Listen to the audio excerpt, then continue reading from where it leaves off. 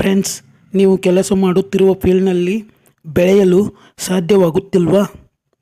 ಹಾಗಾದರೆ ಈಗ ನೀವು ಕೆಲಸ ಮಾಡುತ್ತಿರುವ ಯಾವುದೇ ಕ್ಷೇತ್ರದಲ್ಲಿ ಬೆಳೆಯಲು 5 ಮುಖ್ಯ ಸಲಹೆಗಳನ್ನು ನಾನು ಈ ವಿಡಿಯೋದ ಮೂಲಕ ನಿಮಗೆ ನೀಡುತ್ತಿದ್ದೇನೆ.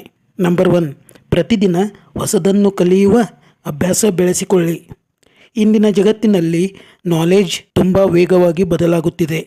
ಯಾರು ನಿರಂತರವಾಗಿ ಕಲಿಯುತ್ತಾರೋ ಅವರು ಮಾತ್ರ ಮುಂದೆ ಹೋಗುತ್ತಾರೆ. ನೀವು ಯಾವುದೇ ಕ್ಷೇತ್ರದಲ್ಲಿದ್ದರೂ, ಉದಾಹರಣೆಗೆ ಟೀಚರ್ ಆಗಿದ್ದರೆ ಹೊಸ ಟೀಚಿಂಗ್ ಮೆಥಡ್ ಕಲಿಯಿರಿ, ಬಿಸ್ನೆಸ್ ಮಾಡುತ್ತಿದ್ದರೆ ಮಾರ್ಕೆಟಿಂಗ್ ಟೆಕ್ನಿಕ್ಸ್ ಕಲಿಯಿರಿ, ಎಂಪ್ಲಾಯಿ ಆಗಿದ್ದರೆ ಕಂಪ್ಯೂಟರ್ ಮತ್ತು ಕಮ್ಯುನಿಕೇಷನ್ ಸ್ಕಿಲ್ಸ್ ಇಂಪ್ರೂವ್ ಮಾಡಿಕೊಳ್ಳಿ.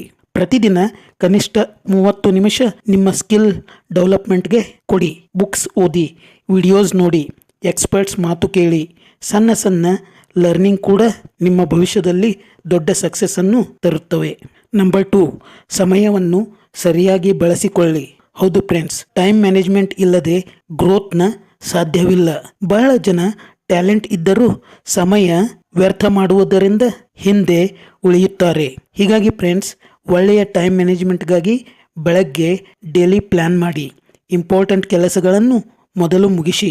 ಮೊಬೈಲ್ ಡಿಸ್ಟ್ರಾಕ್ಷನ್ಸ್ ಕಡಿಮೆ ಮಾಡಿ. ಪ್ರೊಕ್ರಾಸ್ಟಿನೇಷನ್ ಬಿಡಿ. ಒಂದು ದಿನದ ಡಿಸಿಪ್ಲಿನ್ ನಿಮ್ಮ ಭವಿಷ್ಯವನ್ನೇ ಬದಲಾಯಿಸಬಹುದು. ಯಾರು ಸಮಯವನ್ನು ಗೌರವಿಸುವವರು ಅವರು ಜೀವನದಲ್ಲಿ ವೇಗವಾಗಿ ಬೆಳೆಯುತ್ತಾರೆ. ನಂಬರ್ 3, ನಿಮ್ಮ ಕೆಲಸದಲ್ಲಿ ಕ್ವಾಲಿಟಿ ಮತ್ತು ಡೆಡಿಕೇಶನ್ ಇರಲಿ. ಯಾವುದೇ ಕೆಲಸವನ್ನು ಹೇಗಾದರೂ ಮುಗಿಸೋಣ ಅನ್ನೋ ಮನೋಭಾವದಿಂದ ಮಾಡಬೇಡಿ. ನಿಮ್ಮ ಕೆಲಸದ ಕ್ವಾಲಿಟಿ ನಿಮ್ಮ ಗುರುತು ಆಗುತ್ತದೆ. ಉದಾಹರಣೆಗೆ, ನೀವು ಟೀಚರ್ ಆಗಿದ್ದರೆ ಸ್ಟೂಡೆಂಟ್ಸ್ಗೆ ಸ್ಪಷ್ಟವಾಗಿ ಟೀಚಿಂಗ್ ಮಾಡಿ. ಎಂಪ್ಲಾಯಿ ಆಗಿದ್ದರೆ ರೆಸ್ಪಾನ್ಸಿಬಿಲಿಟಿ ತೆಗೆದುಕೊಂಡು ಕೆಲಸ ಮಾಡಿ. ಬಿಸ್ನೆಸ್ ಮಾಡುತ್ತಿದ್ದರೆ ಕಸ್ಟಮರ್ ಸ್ಯಾಟಿಸ್ಫ್ಯಾಕ್ಷನ್ಗೆ ಇಂಪಾರ್ಟೆನ್ಸ್ ಕೊಡಿ.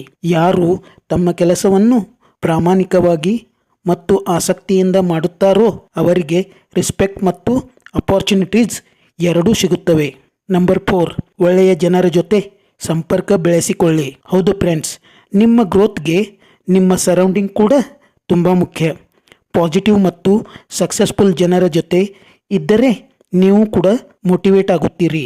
ಹಾಗೆಯೇ ನೆಟ್ವರ್ಕ್ ಬಿಲ್ಡಿಂಗ್ ಯಾಕೆ ಮುಖ್ಯ ಅಂತ ನಿಮಗೆ ಗೊತ್ತಾ?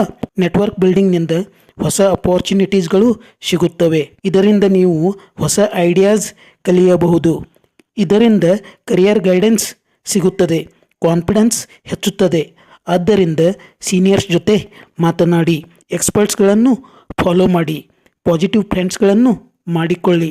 ನೆಗೆಟಿವ್ ಜನರಿಂದ ದೂರ ಇರಿ. ಒಳ್ಳೆಯ ಸಂಪರ್ಕಗಳು ನಿಮ್ಮ ಜೀವನವನ್ನು ಬದಲಾಯಿಸಬಹುದು. ನಂಬರ್ 5, ಫೇಲ್ಯೂರ್ ಬಂದರೂ ಮುಂದುವರಿಯಿರಿ. ಯಶಸ್ಸು ಒಂದು ದಿನದಲ್ಲಿ ಸಿಗುವುದಿಲ್ಲ.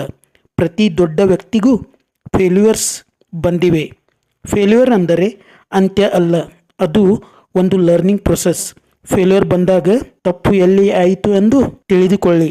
ಕಾನ್ಫಿಡೆನ್ಸ್ ಕಳೆದುಕೊಳ್ಳಬೇಡಿ. ಮತ್ತೆ ಹೊಸ ಪ್ಲ್ಯಾನ್ ಜೊತೆ ಹೊಸ ಪ್ರಯತ್ನ ಮಾಡಿ.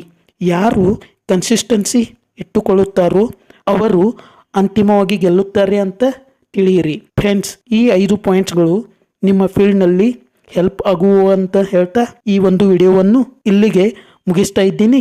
ಜೈ ಹಿಂದ್, ಜೈ ಕರ್ನಾಟಕ.